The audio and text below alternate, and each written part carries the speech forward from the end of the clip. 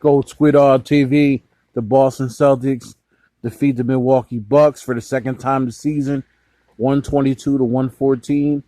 Game really shouldn't have even been that close. They had the bench warmers and Kemba out there for the last 4 minutes of the game, but this is probably the most impressive win I've seen the Celtics have all season. Timelord, despite not scoring much, filled up every other category. Rebounds, assists, blocks, you name it, he did it. Not to mention the things you can't show on a stat sheet. His Time Lord's defensive presence already makes you forget about Daniel Tyson being part of the Celtics. Jason Tatum had 34 on 13 of 18 shooting, 6 rebounds and 7 assists. By far the best game I've seen Jason Tatum play since that Toronto game early in the season in Tampa. And then Jaylen Brown had about 20. Marcus Smart had 7 threes. Peyton Pritchard had a couple big threes. Grant Williams actually had a 3, and actually late in the game a 3. Mo Wagner, although he only hit 1 3, made a huge impact towards the end of that game. He's the guy they traded Tice for.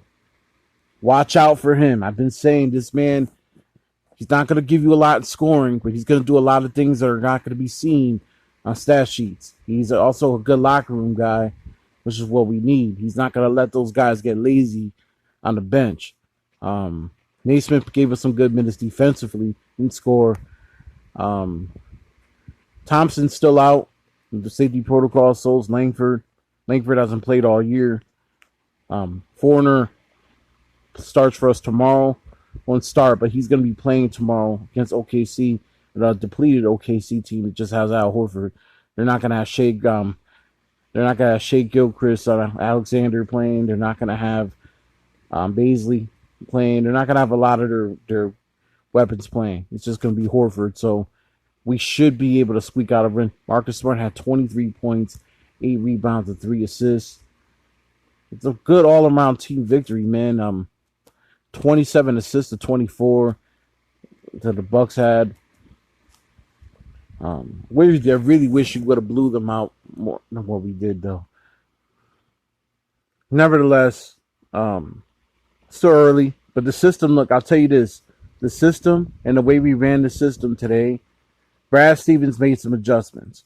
It looked very different than what I normally see. I seen Jason Tatum getting to the rim at will. Seen Marcus Smart being able to either get to the rim or shoot. Seen Kemba Walker getting to the rim at will. I seen Jaylen Brown getting to the rim at will. And with Time Lord in there, it allows those guys to have to be, you can't double team 1 or 2 of them. And now we get Foreigner now coming off the bench. And look out for Luke Cornett, too. He was another guy in that trade. He's a 3-point shooting big man. Not going to get a lot of minutes, but he might come in handy later on. Be on the lookout for him as well. He's a 7-footer. He played for the Knicks and the Bulls. He had some really good games for the Knicks, man, back when Carmelo was there. He could definitely get hot and shoot threes. Is he a game changer? No, but be on the lookout for him. This team looks so much better energy-wise. Let's see how we look tomorrow. I'm not going to believe in this team until we get at least 6 or 7 straight wins. We haven't had a winning streak all season. I want to see a legit winning streak. When we start separating ourselves from some of these whack teams that we have no business being even this down on in the standings on. But for once, I'm definitely happy that Danny Ainge made some of the moves he made. I thought Daniel Tyson needed to be moved last offseason.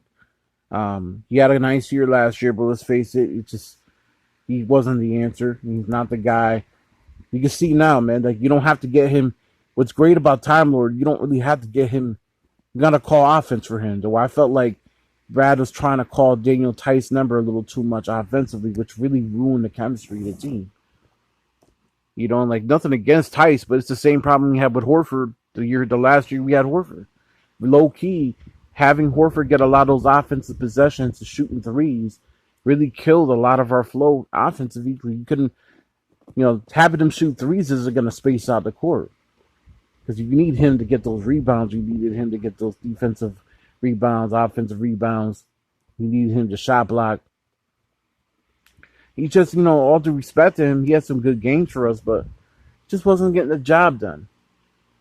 He just wasn't getting the job done overall, and just, it's okay.